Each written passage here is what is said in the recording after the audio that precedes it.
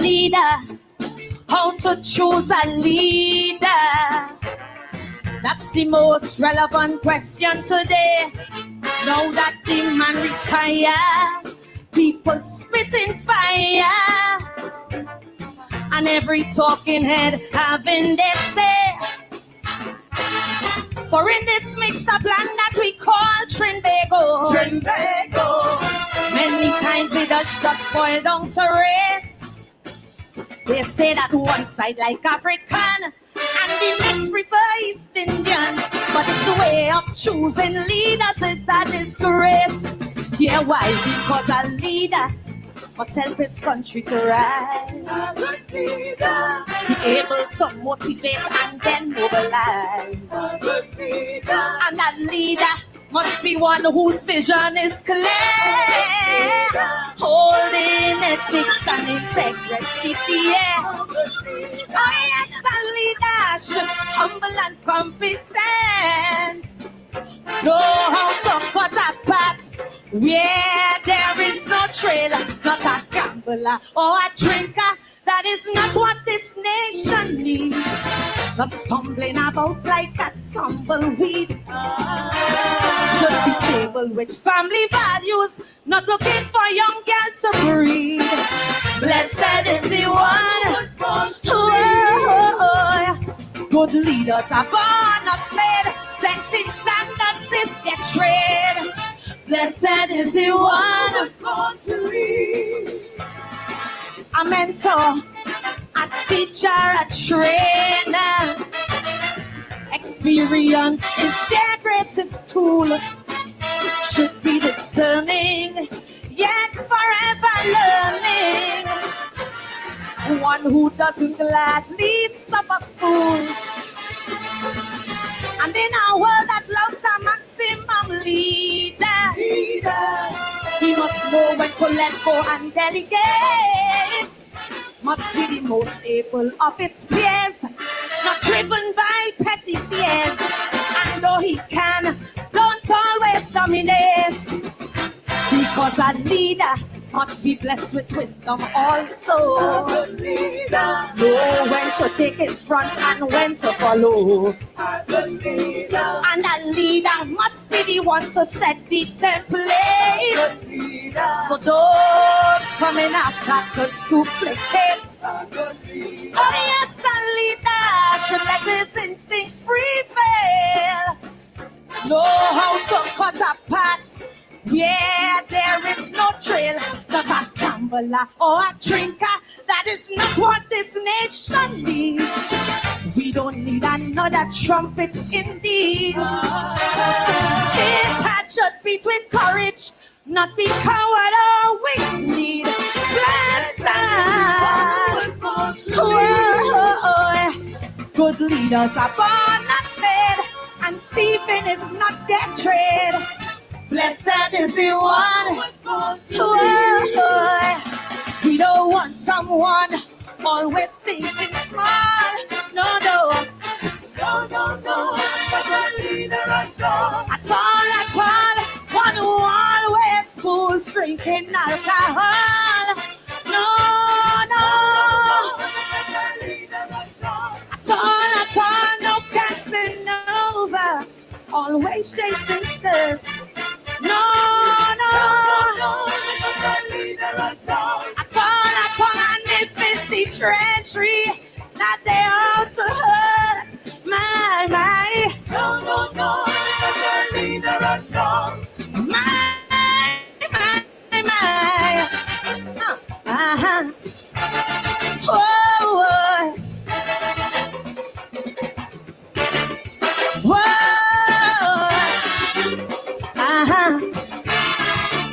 Oh yeah, we don't want that.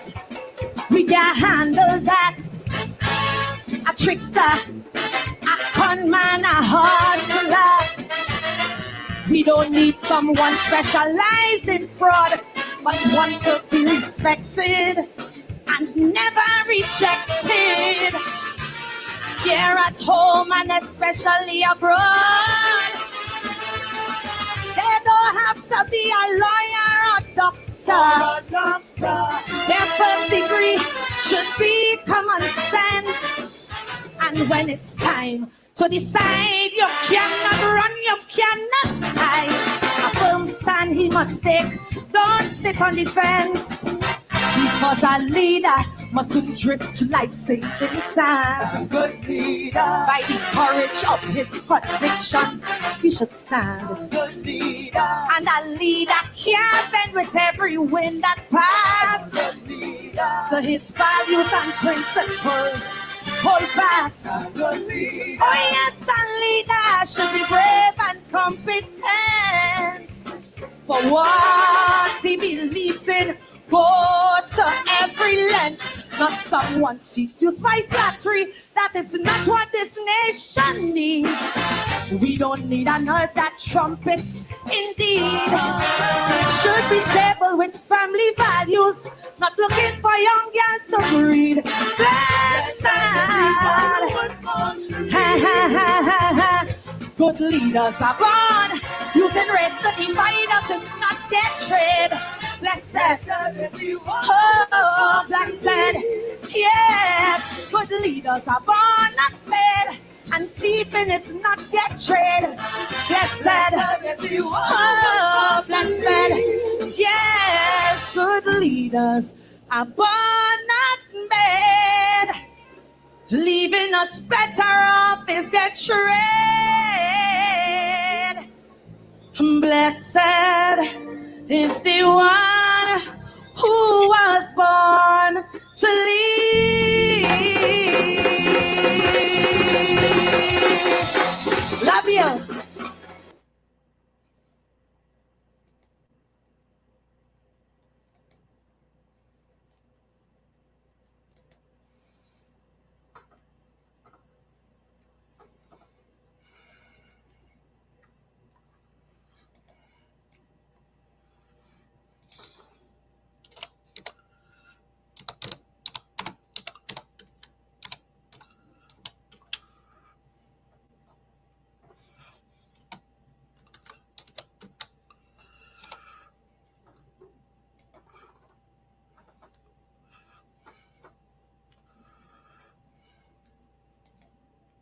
If you stop driving at night because of vision problems, try this simple ice hack with water before.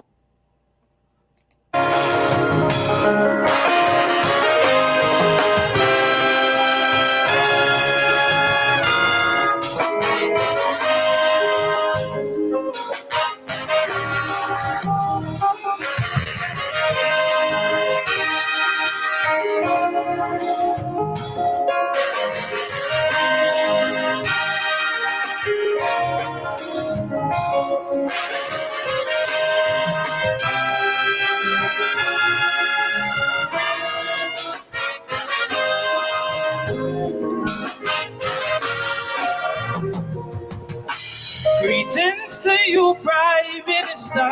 This letter is just for you. My intention was to give you this letter when the election was true. But since Dr. Rowley was stepping down, I figured I couldn't wait. I'm reading it now. I'm reading it now. Before it's too late. Before it's too late. I hear people say the PNM wasting the nation's time. I hear people say the UNC go scrape every last dime. And some couldn't choose between bad and worse, so I had to write this plea for the next leader of this country. Cause we need to see a nation full of success. We need a leader addicted to progress. Someone who's not here for the money and always giving us transparency. A leader with a clear destination and a direction by what we will see. Most respectfully, to whom this may be.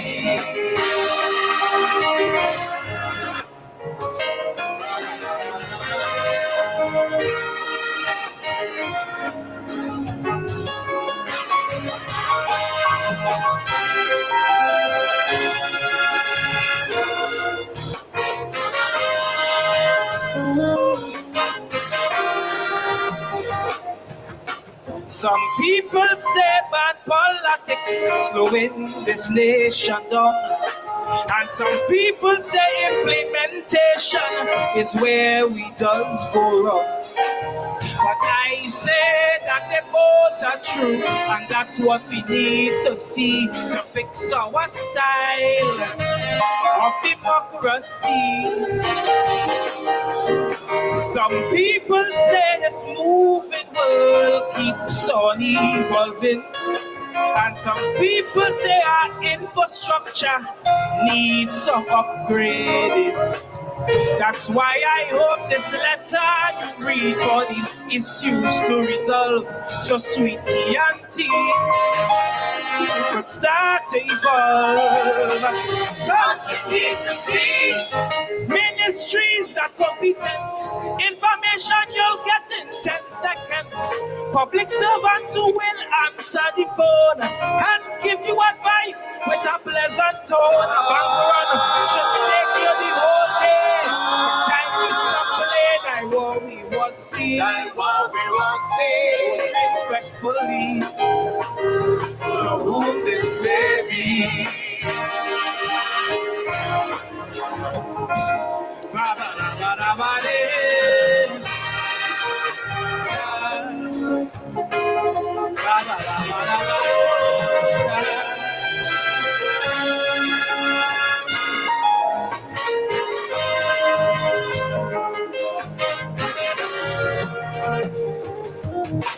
I used to play I was sheriff when I was a little boy.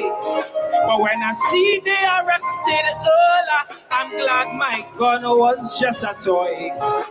It reminds me there are few ways up and 1,000 ways to fall. It's not just for one, but that goes for all.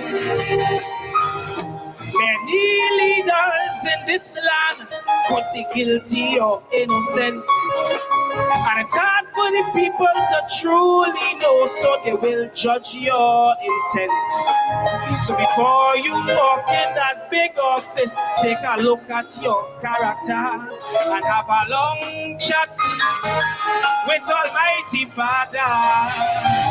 Cause we need to see power without ego. Take a ride on the bus, let people know. Don't be too much on your high horse, but be confident whenever time calls. Careful how much the leaders put one pot. Them things have to stop. I what we was see. I what we was see. Most respectfully, to whom this may be.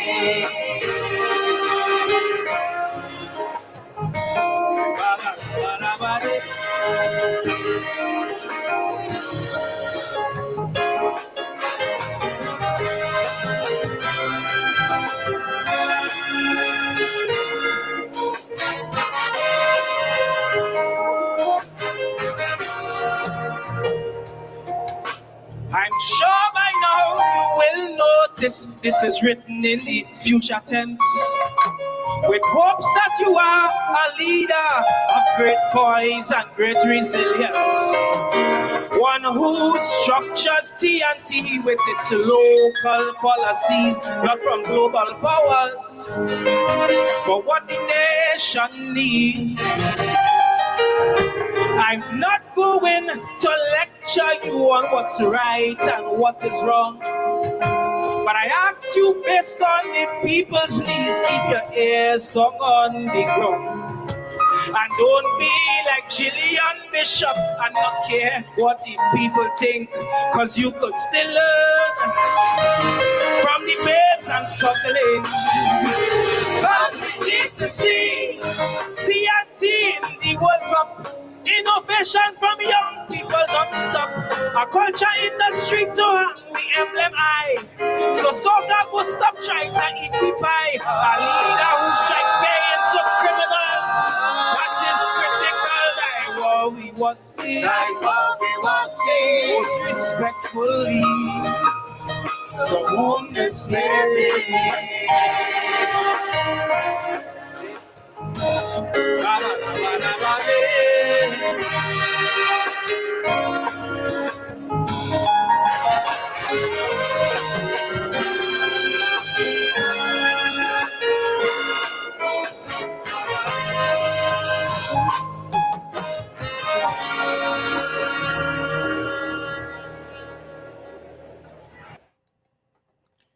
Elon Francis, the new of Trinidad and Tobago, to whom it may be. And before that, we heard from the princess herself, Corinne Ashe. Corinne Ashe, the princess of Calypso. Corinne Ashe. What makes a good leader? Timely Calypso. One of the functions of Calypso music, one of the functions of Caribbean music is chronicling events. 25 years from now, 30 years from now, you come back and you ask what was happening in Trinidad at the start of 2025. And you will hear from the political scientists that Prime Minister Keith Rowley stepped down and a new Prime Minister took office yesterday, the 17th of March, Mr. Strode Young. And you have it right there in Calypso. Corinne Ashe, Elon Francis, and the last Bad John of Calypso also sang about the new leader. All of them giving advice and defining what new leadership must mean. And of course, they're singing about their Trinidad and Tobago, but it is applicable to our Guyana also across the Caribbean. I am not knocking our Calypsonians. I think our Calypsonians can stand up to Calypsonians across the Caribbean and the world.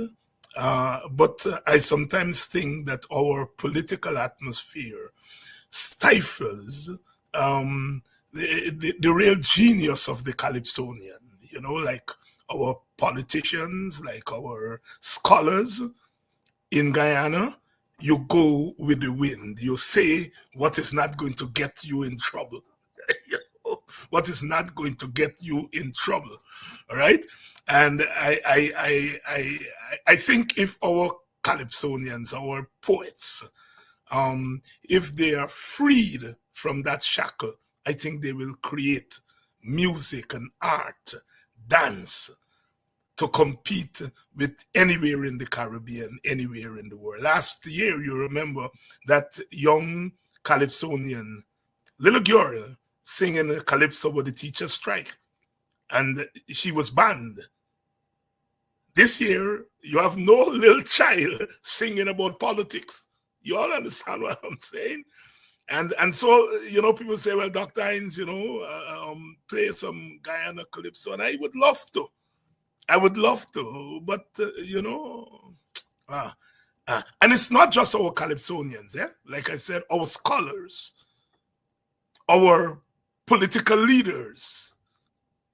You all saw the other day, I said what I had to say. I used deliberate language. And people who are my political detractors, and even people who supported what I said, but I wouldn't use that language. So the PPP set the tone about language, and then everybody is commenting about language. So what will happen is that people will be fearful of using folk language because they don't want to be stained. They don't want to be said that they are impolite. And that's what dictators do. They scare people away because you don't want to be condemned. I play my politics by a simple rule, very simple rule. You use the most effective means possible to fight back against dictators. If dictators are in the mud, by God, I don't like being in the mud, the political mud, but I'm going to go down there and fight them there so that my son and his son don't have to go in the mud. I will go and dirty up today so that the generation after me don't have to go in the mud. And that is what I like about the Trinidadian calypso. They tell it like it is. They don't look to the politicians. They cuss up the politicians. In fact, the term that I use that people found so offensive, it's in a calypso in Trinidad that almost won the crown. Not in our Guyana. Not in our Guyana. As I said last night, there's a kind of hypocrisy. A newspaper writes biting editorials, which suggests that our government is a rogue government. But when some people take on the rogue government, the newspaper cut them off. It's a hypocrisy. Tonight, in fact, this afternoon, it may have started already. I just got back from class, so I've not had a chance to check. There is a demonstration at the Square of the Revolution for Melly Mel, who, as you know, is in detention in the United States of America. And I made the point last night, and I reiterate it tonight, that I am so glad that some people are organizing that demonstration for Melly Mel, and they went on the road at the Square of the Revolution, which is a historic venue that is pregnant with rebellion. After all, it's Coffee statue that is looking over there, pregnant with resistance. But I ask the organizers, why didn't you organize something at the Square of the Revolution for the Moko people? Why didn't you organize something at the Square of the Revolution for Quindon Bacchus? Why didn't you organize something at the Square of the Revolution for biometrics? Why don't you organize something at the Square of the Revolution for a clean voters list? Why don't you organize something at the Square of the Revolution when they took away IDPADA-G money? Had we done that, this demonstration for Melly Mel would have been more effective because our people would have been in the mood of being on the road. I said last night, and I'm saying it again tonight, that when the history of this period would be written, we, the political leaders, will be given a failing grade when it comes to management of resistance. If the PPP is 90 meters, 90 yards down the track, had we not been so timid, they would not have been 20 yards down the track. They are at 90 yards, almost to the tape, because we have been so timid. The most timid political opposition, and I'm including myself, I'm not taking myself out of it, I am part of it. We will go down as the most timid opposition in the history of our country. And I'm going back to enslavement, coming right through. I have said here, and many people have said, Burnham would never think of putting a PNC slogan on the passport. And as I said last night, Burnham wouldn't think of doing that because Burnham had enlightenment. And an enlightened leader and leadership won't do something like that. But apart from his enlightenment, Burnham had an opposition which wouldn't allow him to do it. I mean, on the PNC time, they fly a flag over the Court of Appeal. The whole world knew. And these people have taken the party slogan and put in a state instrument. It's not just a commentary on them, but it's a commentary on the timidity of our leadership, including David Hinds. we have to have a failing grade. It doesn't mean that we are not worth electing to government. We are. But we managed the opposition, the resistance badly. And we have a civil society that is worse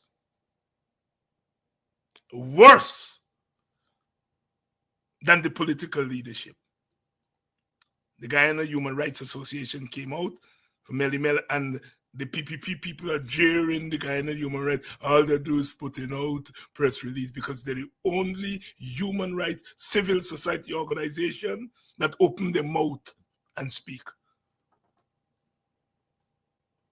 A pliant civil society and a timid opposition with a bold-faced government, you add them up together, it equals dictatorship. It equals dictatorship. Who more than the PPP? Who more than the PPP talked about paramountcy of the party? Paramountcy? Paramountcy? The vice president sits at the PPP headquarters every Thursday as general secretary / leader of the PPP at the PPP headquarters, pronouncing on state policy, government policy, directing government officials from the headquarters of his party in his capacity. In his capacity as general secretary. And the media said, Vice President Dr.David, he's not vice president when he's sitting there, he's general secretary. But our civil society is so pliant and confused. A man sitting there as general secretary in the party headquarters and making thing, are you calling the vice president? The vice president, go to the government office and hold your press conference. When you sit there, you're PPP. You should be pronouncing on PPP's view of what's happening in Guyana. Only in our Guyana. Good evening and welcome to Politics 101. That's my little sermon. And I want to get it out of the way because I don't want to dirty up Vincent when Vincent comes here. Vincent is wearing several hats. And one with Vincent, he makes it clear which hat he's wearing when he's on this program. He's G-Command, he's IDPADA-G, he's Burnham Foundation, and you name it. Perhaps it's a commentary of where we are as a society. I noticed about Burnham Foundation has elected a young man as its new chairman. What a breakthrough. This society hardly noticed it. Eh? All those who will say, including young people, will say, young people. I saw no letters in the newspapers, no commentary on Facebook commending the Burnham Foundation for appointing a young man. And these are people who always say, you this and you that. And you get youth in your face and you don't notice it yet. The PPP has done something to this nation. They have done something to this nation that we have to repair very quickly. Because even if we win the election and we take into it a wounded nation, our task will be 50 times more difficult than normal. Before I bring in Vincent, last night I saw Freddie Kissoon commenting on those who supported me when I made that call a couple of weeks ago. And he said they're jackasses, those jackasses who are saying, well done, doctor, jackasses. I'm calling them jackasses. We had that in week before on Freddie Kissoon show, called them uneducated and lazy. No, Freddie Kuzno, he's calling them jackasses. You see, they felt that they could have walked in, Freddie Kissoon, you know, as a slave trader, walked in with some slave catchers and put lasso around black people and pull them out. But after I made that statement and black people say, we know what's going on, they realize their bubble burst. So all of a sudden they were talking, black people see the light, the black youths, they see the light and they're going to go to the PPP. All of a sudden, those young people become jackasses. Tomorrow night I'm going to deal with it. Those young people become lazy, fertile ground for David Hines and the AFC and the PNC because they're uneducated. They are lazy. They're where they are not because of their race, but because they don't want to go to school. And because they don't want to get up in the morning and go to work. We catch them. And they realize, game on. Then you're not going to walk in our community and take our people like that and buy their vote and as if they're on the auction block. And because our people are now put on Facebook, we ain't doing that. If you hear Freddie last night, they're jackasses. That's what they always thought about us. Good evening and welcome to Politics 101. Yes, he need about 10 more buckets of that thing in his face. Wherever you're joining us from, Politics 101, we'll be talking to Vincent tonight about IDPADA-G, as the title of the program is IDPADA-G Reports. Vincent himself went to Geneva at a conference. He was hardly back, and Leslie Ramsamy and the other PPP acolytes were in his face. He went there to represent his people. And they're vexed. We're going to talk to Vincent about that. And coming up there is the United Nations forum that is coming up. And we have 2 representatives going from the ERC. By the way, ERC are still waiting on your charge. Are waiting on your charge. But they're sending 2 people at an African forum. They're sending an Amerindian leader. And belatedly, they put an African leader after some of the African organizations say, last year you sent an Indian. This year you're sending an Amerindian. I mean, only in Guyana. They do that in Trinidad or Jamaica or anywhere else. They ice pass black people that they can watch a black forum and as maybe as Dr. Luncheon said years ago, you didn't have blacks in the foreign service because no blacks are qualified. So maybe they're telling us that no blacks are qualified to represent black people at a United Nations forum. Let me bring in Vincent Alexander. Brother Vincent, good evening. You are free to disassociate yourself from anything I said before you come on. But I rather suspect that some of the stain gonna still be on, I suppose you get on a white shirt tonight. So you will be stained. Vincent, but before you go with your question, yes, go ahead. I don't necessarily want to disassociate myself. In fact, there are 2 things that you said which I want to comment on. The first one is about the state of Calypso in Guyana. You indicated that last year a young lady sang a song and what response there was.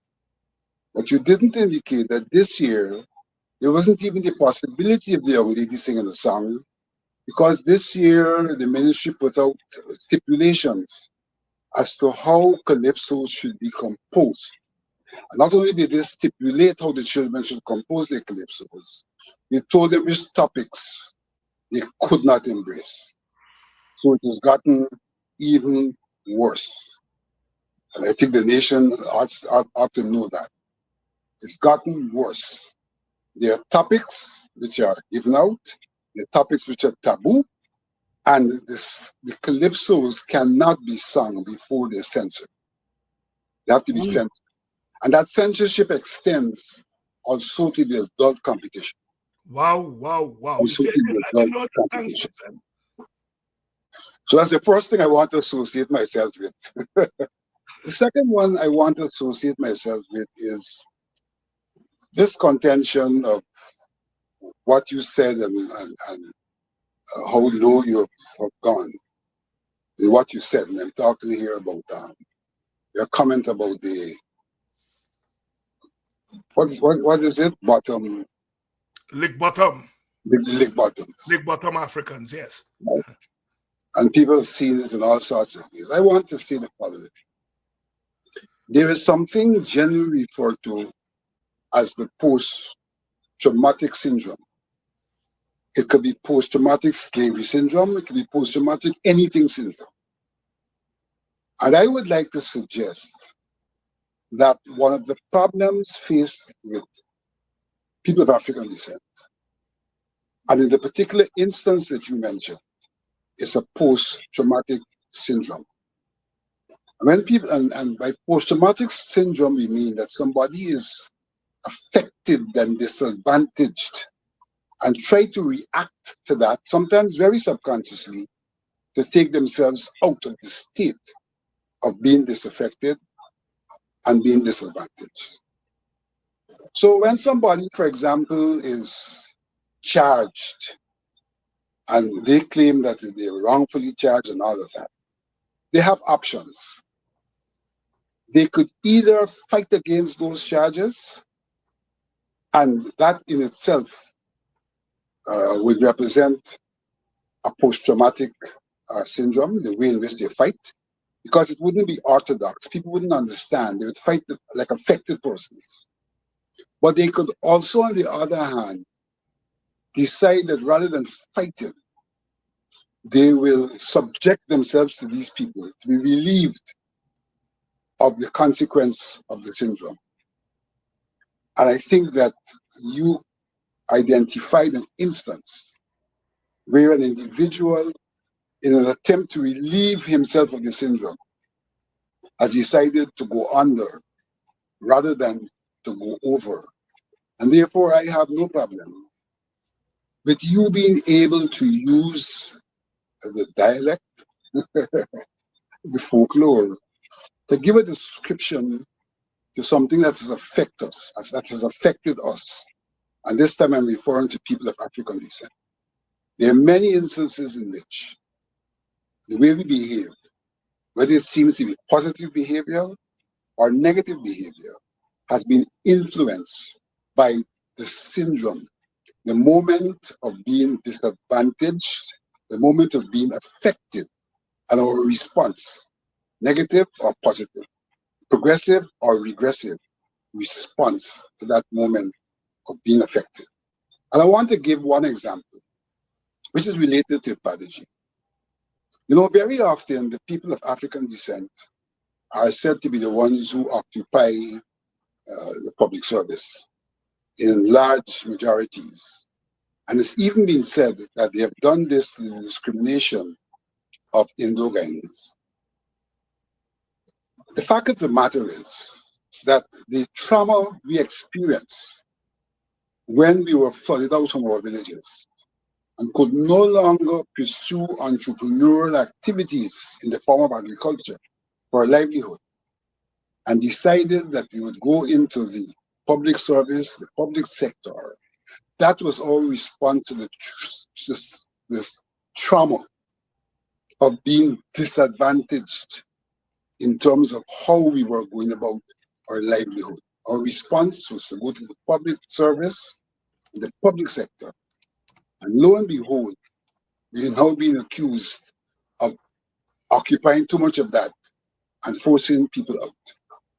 The decade is about how do we in fact address these issues? How do we in fact address the syndrome in a manner which is not merely responsive and sometimes disadvantageous, but in a manner which returns us to an equal position with others, using the mechanism of equity.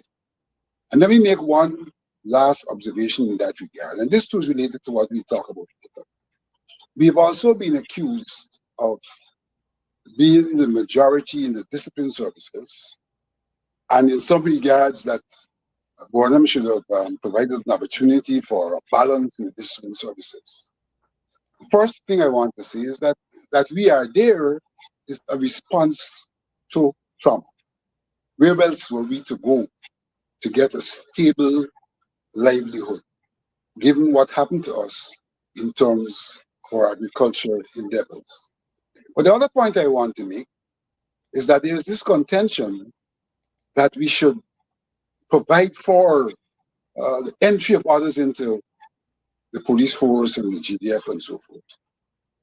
And I pose the question, why in 23 years, thus now, those people have not entered those forces in the numbers to create the kind of equalization that is being called for, although they had in place a government that was not indisposed, I think, to them entering those forces. We are there because of the syndrome. But I want to go further to say this, that in Guyana, we have a large private security force. A large private security force. A private security force which is dominated in terms of its ownership and its leadership by Indo-Guyanese, but at the same time dominated in terms of its membership by Afro-Guyanese. So that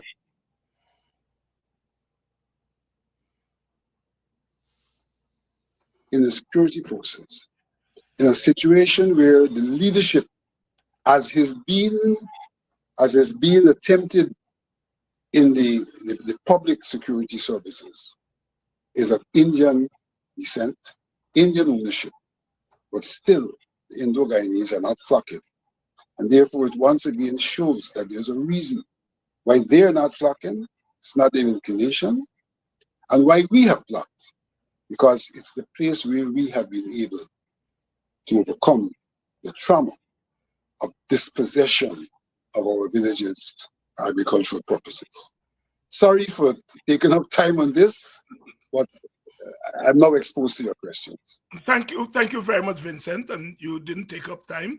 I think that's a good segue into what we're going to be talking about, because it's important that we frame our conversation in a particular way, because we are at a critical period in which we have to mobilize, educate, resist, all at the same time.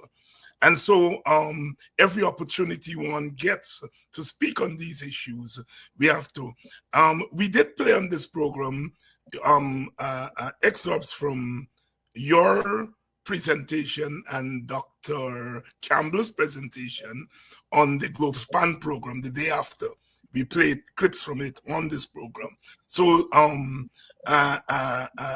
for me, it is still the only grown-up discussion, at least by half of that panel, on the question that we face. You know, I think one thing that those who are detractors of some of us don't take into consideration is that, you know, since the end of the civil rights movement in the United States in the 1960s, it's been almost 60 years. And during that time, we have developed an academic field that is called Black Studies, in which we study the psychology, the sociology, the politics, the culture, everything African. And even within Caribbean studies, there are aspects of Black studies. In fact, now in the United States, Black studies used to be African American studies. It's now Africana studies that includes Caribbean studies or Afro-Caribbean studies. I teach in one such department, and I am the quote-unquote Caribbean component of that curriculum.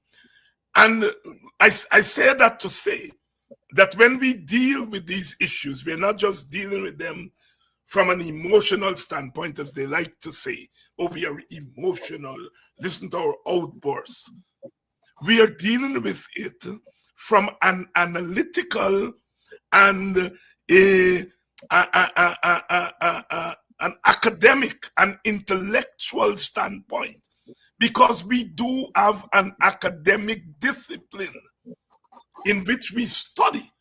So somebody like myself could anticipate the Kissoons and others in the PPP and how they would react to the anything black, and how they would react when faced with reasoned intervention. I think it's one of the things, one of the advantages which we have at our disposal. And the fact that the United Nations has recognized that despite changes in law in many countries, that in actuality, in systemic terms, anti-African, anti-black notions of the world are still very deep in our societies. That is what has driven the United Nations to dedicate one decade and dedicate a second decade. Partly, the United Nations is responding to what we in the academia, who have been studying the black experience and have been explaining it from that standpoint, the United Nations has caught up with what we have been saying in the study of the black experience. And we have to commend the United Nations for doing that. Which brings me now to the question of IDPADA-G. You were in Geneva at a recent meeting. Tell us what that meeting was about, and what was your contribution on behalf of IDPADA-G? Well, that meeting is referred to as the Universal Periodic Review on Guyana's human rights. Every 4 to 5 years, there's a review of the state of human rights in countries, and the UN convenes a forum to address that specifically. As a precursor to the actual forum, where the government has to be in attendance and to answer for their stewardship over the last 4 to 5 years, the UN provides for civil society to attend the pre-session of the forum, at which civil society can report on from their perspective where we're at with human rights, and specifically to speak to the way in which the state, the government, would have responded to the recommendations coming out of the last such review. And this review will then call upon them to respond to the recommendations called the last review, as much as this review will also make recommendations for the period going forward, and then at a subsequent time, they'll be called upon to respond to how they have actualized those recommendations. So my attendance was IDPADA-G, International Decade for People of African Descent, Assembly Guyana, as a civil society organization, as a non-governmental organization, which looks after and represents the interests of the people of African descent to the detriment of no one else, going to that forum to indicate where we are at as a people of African descent.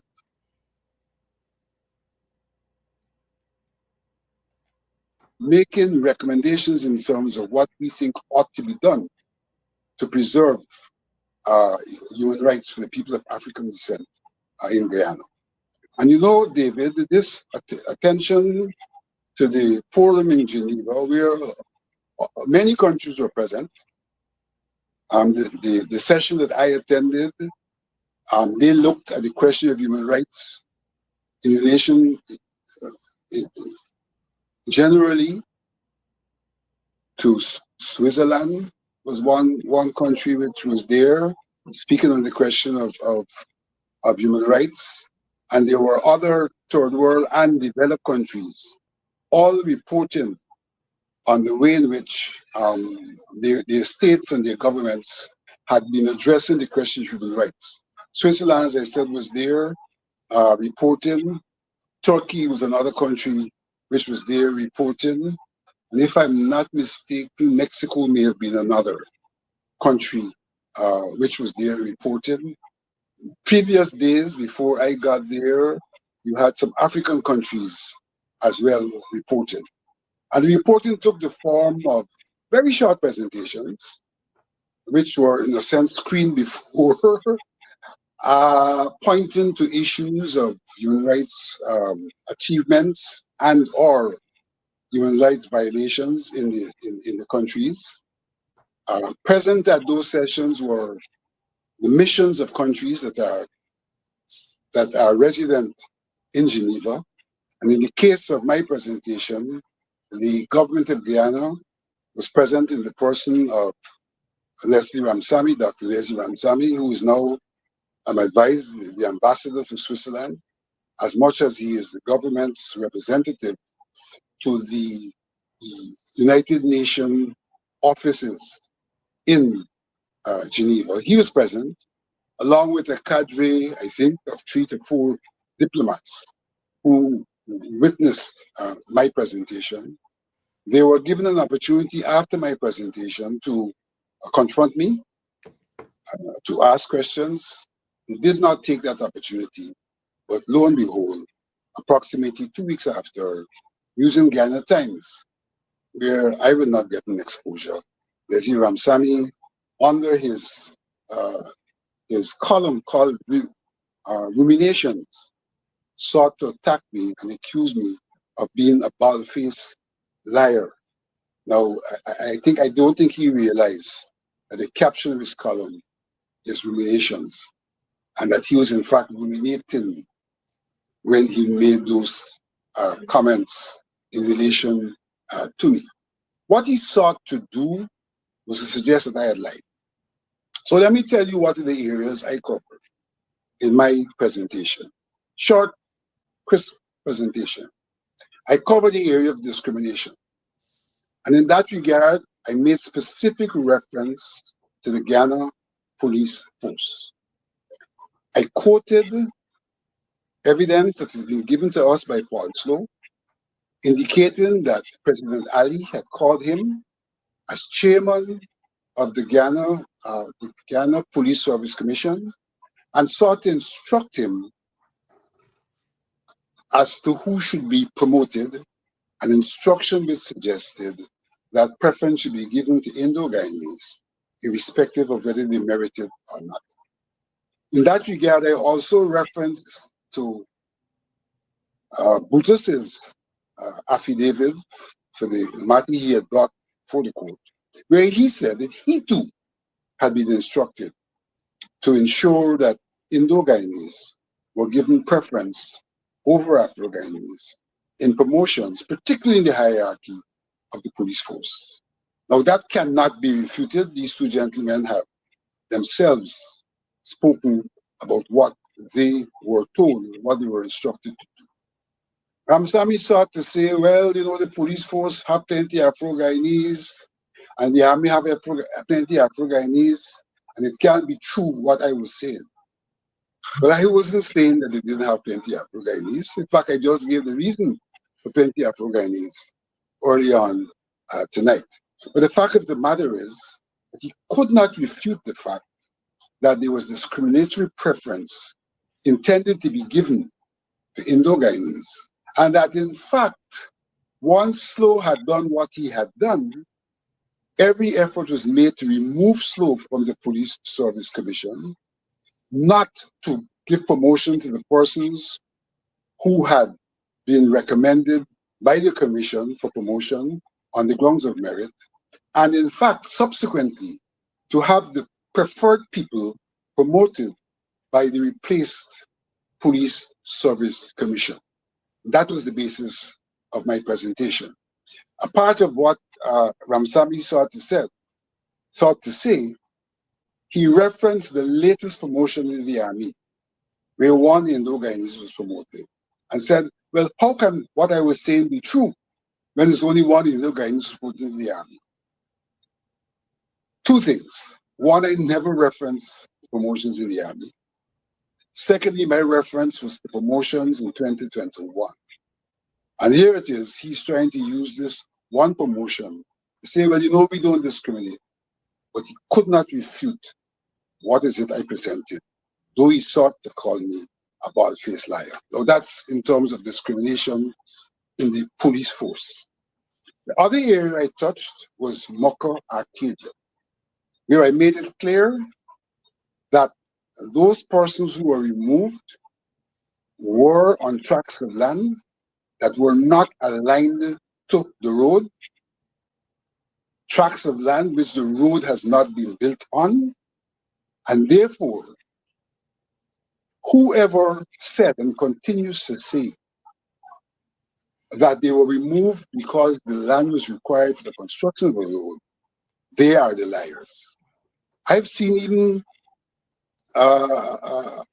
reputable senior counsel and Stabrook News continue to say that this road was used to build the land, this land was used to build the road. Absolutely untrue. The physical evidence is there. And so, irrespective of all the shenanigans about the people, whether they took compensation or not, the fact of the matter is that the government pretended and claimed that this land was necessary to build a road, but the road has not been built there.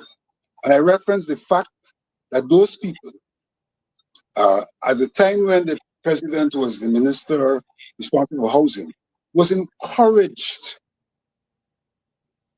to live and to in fact develop their homesteads in that place, including telling them to turn their houses around to face that area because the road was going to pass, and that would lead to the value of their houses going up.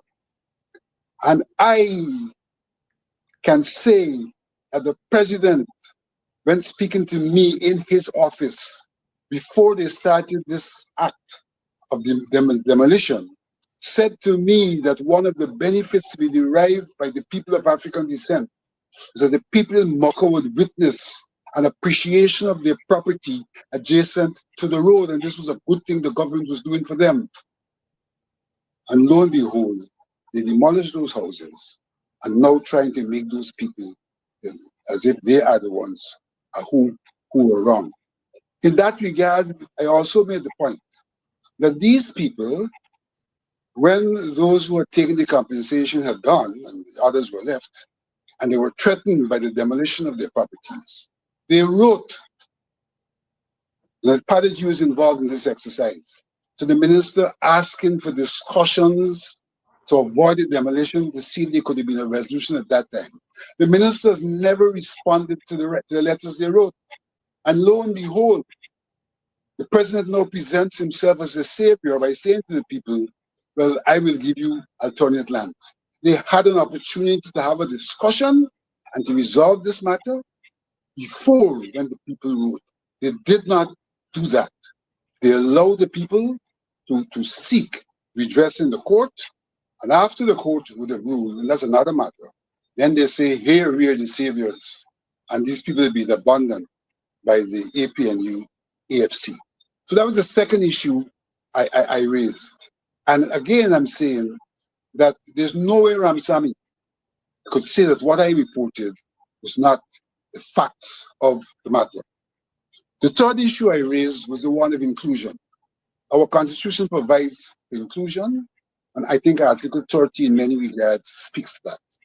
And I raised the point that the president has publicly said that he has no intention of speaking with representatives of certain local democratic councils, nor with the councils themselves, that he's going to go straight to the people, clearly in defiance of what our constitution provides for in terms of inclusion, and clearly being undemocratic and denying the people the rights to participation in decision making that would affect their lives. And I also quoted the instance where Mr. McCoy accompanied the senator to Mocha Arcadia and sought to shut people up when they attempted to speak. But because of the good sense that prevailed, the Senate intervened and told Kwame not to interfere with people making their presentations. And so that was the third instance. And the final instance which I referred to was the way in which contracts are distributed across the country.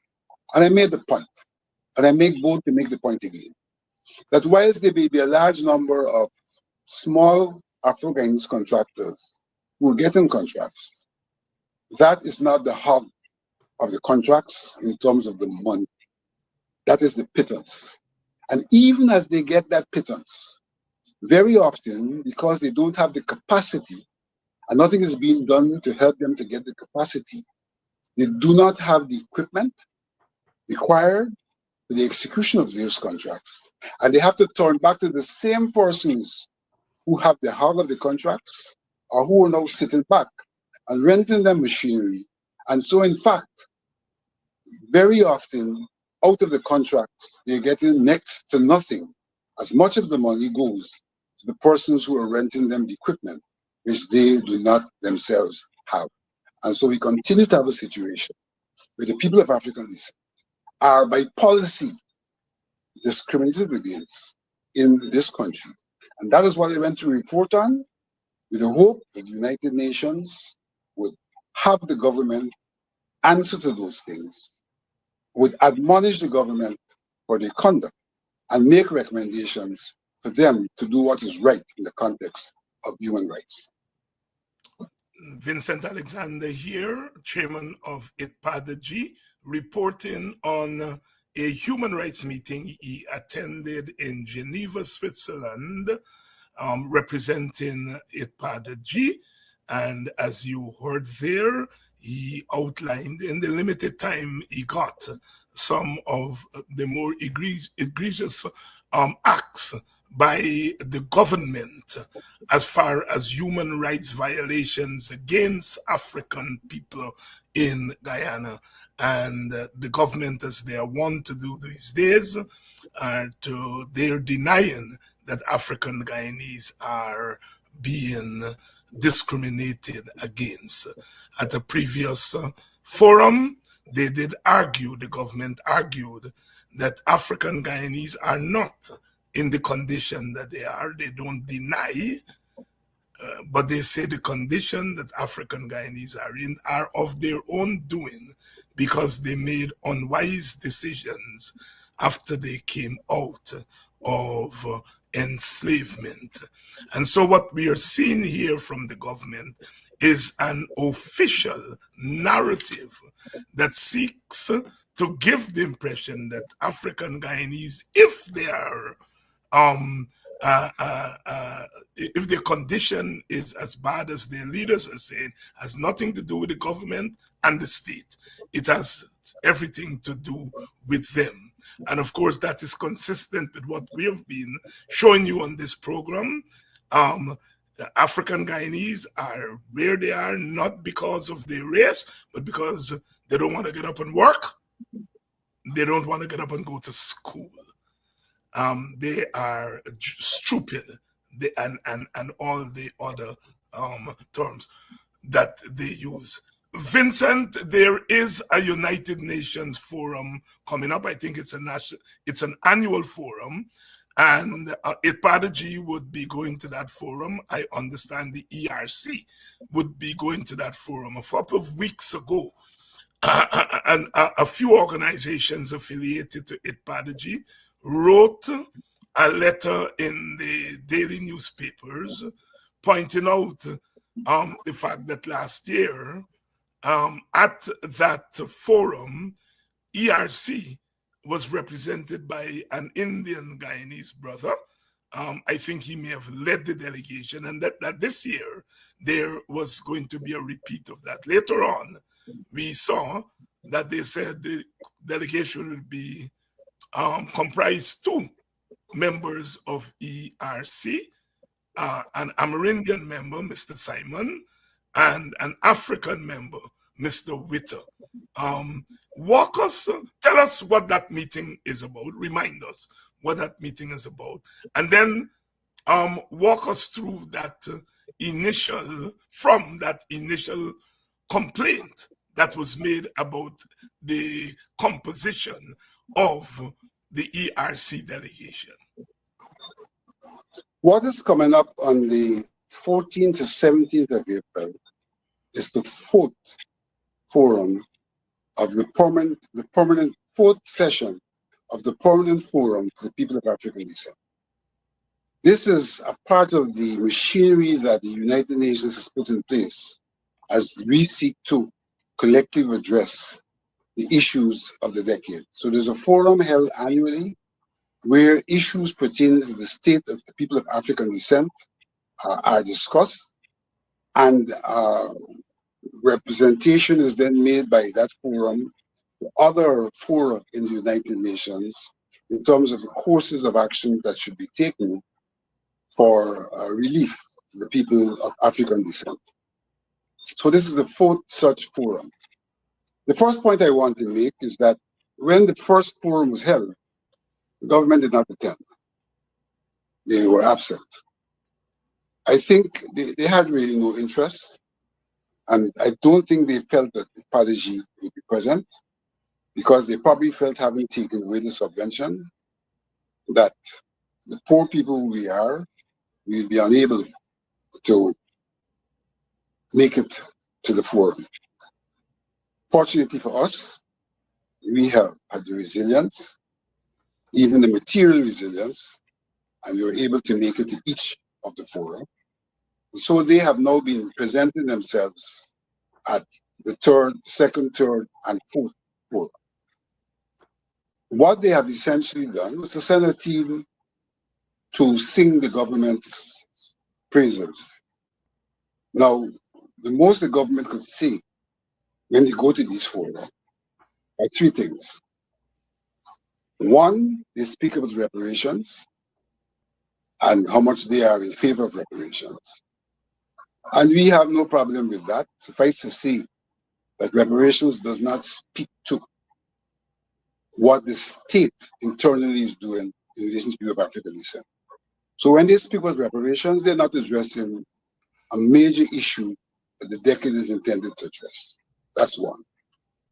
Secondly, they go and they say things like you have mentioned before, that Afro-Guyanese don't have any real problem in Guyana because they have the equal rights like everybody else, and therefore they don't understand these people who are complaining.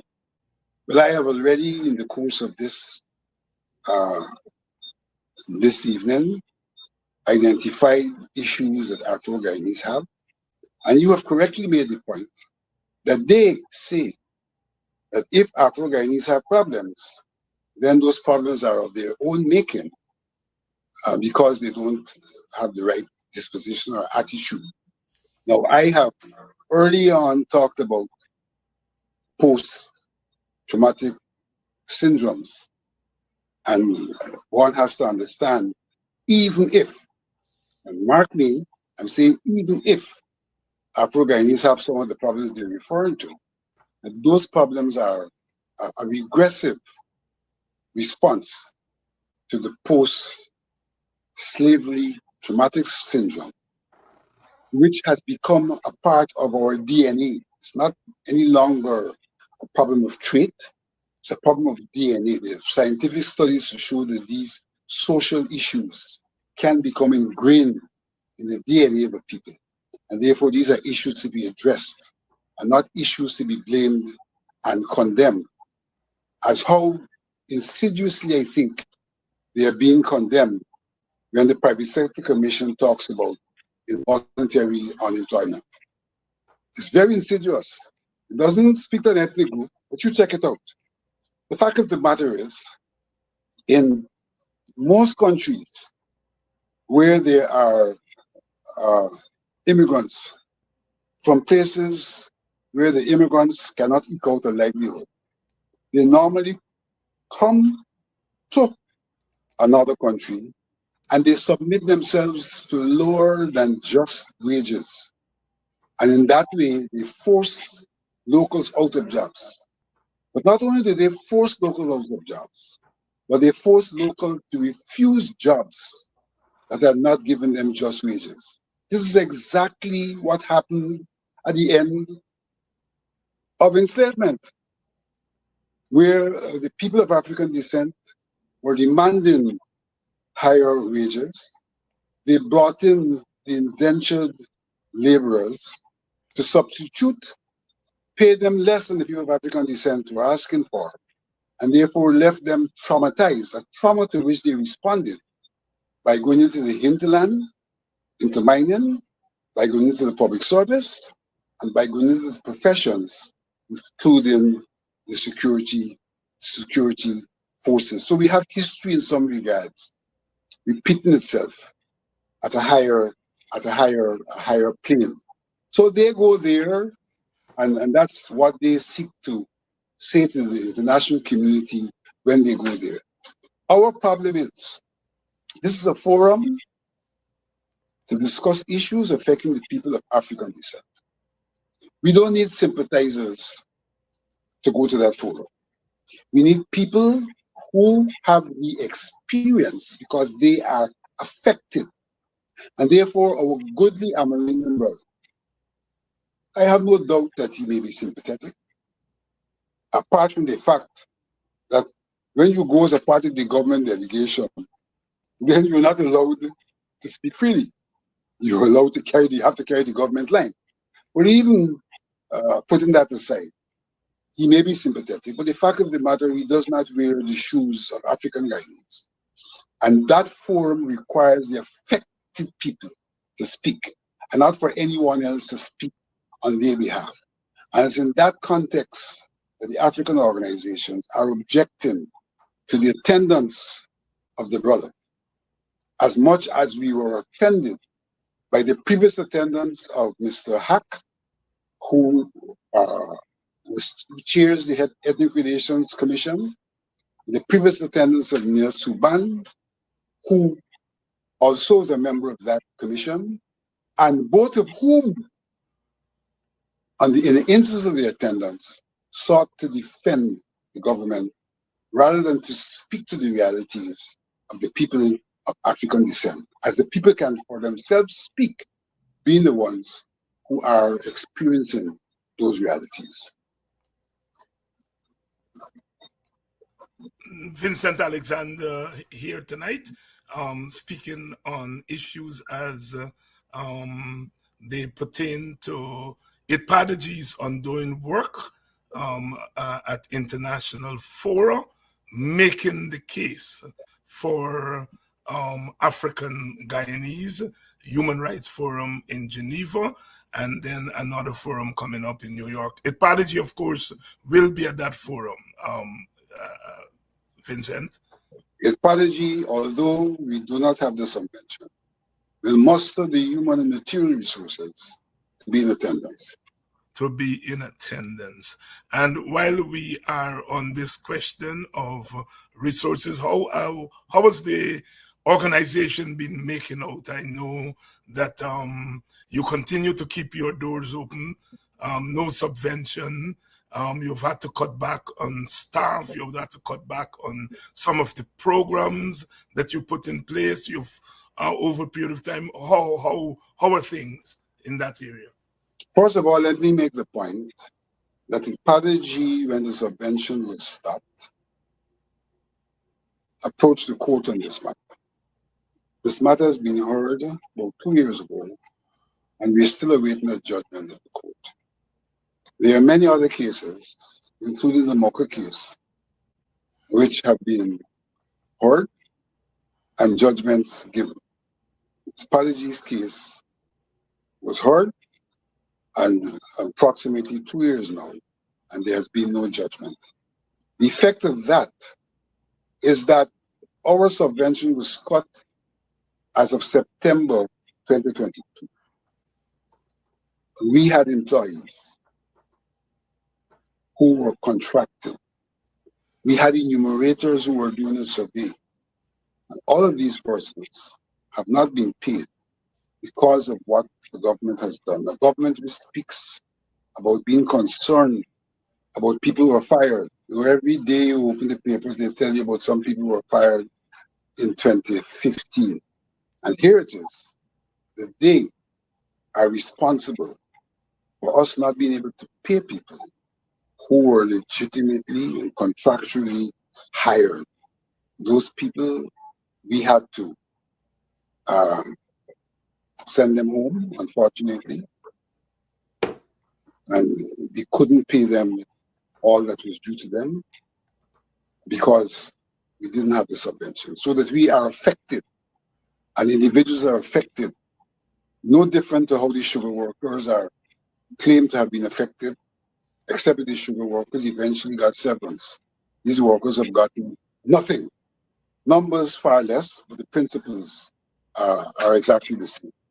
But having said that, I'm saying that we at IDPADA-G, at the level of the Coordinating Council, and in conjunction with a lot of civil-minded and Afrocentric people, are mustering sums of money to keep our doors open and to be in attendance at much cost at forums such as Geneva, forums such as the Permanent Forum in United Nations. and we also are seeking to have activities in the African Guyanese community as we continue to pursue the objectives of the decade, which is to ensure that we come out of this decade with redress for the wrongs that have been done and continue to be done to people of African descent, using legal and institutional mechanisms to perpetrate those wrongs. Legal and institutional mechanisms require action of the state for correction. And we had no instance where our state has said, here are we taking measures, institutional and legal, specific reference to the problems historically faced and contemporarily faced by the people of African descent. And we even have, to give an example of one instance, where the state sought to redress something that probably needed redressing, and that is the manner in which prescriptive rights are used for the acquisition of property. What did they do? They sought to remove the provision for prescriptive rights in relation to state lands. So the people of Guyana no longer have prescriptive rights to their own lands. Get the point? The lands are theirs. Yes. The government is the custodian on their behalf. And historically, they can go occupying, and if they have unhindered occupation for a certain number of years, then they can say, give us title. So they get entitled to what they're collectively the owners of. The government has removed that provision. But lo and behold, the provision for prescriptive rights to be exercised in relation to private lands remain in place. That is a legal and institutional arrangement which has affected tremendously the people of African descent. And though the government is obviously aware of the impact that such a provision may have on ownership of lands, they have taken no action to relieve the people of African descent of that legal and institutional arrangement, which has been horrendous in the experience of African Guyanese land owners. And so we are surviving, and we'll continue to speak on behalf of and advocate for institutional and legal arrangements that are equitable for the people of African descent. As much as we are possible, we will be involved in exercises of empowerment, and further to that, where possible, actually provide resources for empowerment.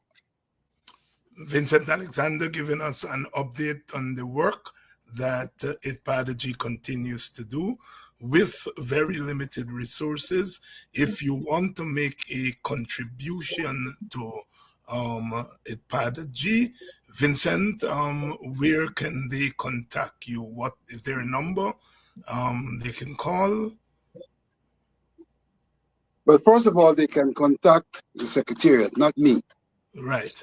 I have never been the receiver of funds personally on behalf of IDPADA-G. I've never been the disburser of his funds on behalf of IDPADA-G. That is done by a professional secretariat. I don't have at hand right now the phone number to be called, but anyone can also contact IDPADA-G at info@idpadaG.gy. info@idpadaG.gy. And Do you have a Facebook page? And we do have a Facebook page as well as our secretariat is located on North Road, where late President Hoyt resided. And so we can be, in fact, reached at that address. And we have an office that's open routinely from 8 in the morning to 4 or thereabout in the afternoon. Vincent Alexander tonight. Vincent, as usual, I want to thank you very much for coming on to the program and updating us on what's going on with IDPADA-G. Any closing thoughts before you go? Well, suffice to say that IDPADA-G is soldiering on, and we hope that the people at large and the people of African descent have a clear understanding of why there is an IDPADA-G and lend their voices and any other means available to them to IDPADA-G, so we continue to pursue recognition, justice, and development for the people of African descent as the UN has considered necessary. And having considered it necessary, please be reminded that the UN has extended this period for another 10 years. So we now have a new decade for the people of African descent, very similar to the fact that the UN gave to the Amerindians 2 decades. Thank you. Thank you very much, Vincent. Vincent Alexander tonight, IDPADA-G and the work it has been doing. Those of you who went to the Square Revolution earlier this evening, I think that event may still be going on. We would like to congratulate the organizers for organizing such an event. We need to do more of that and not be selective in our outrage. We want to congratulate the organizers. There's also a GoFundMe that is circulating on Facebook and other social media platforms for those of you who may wish to contribute to the Defense Fund for Sister Melissa Atwell, Melly Mel, who continues to be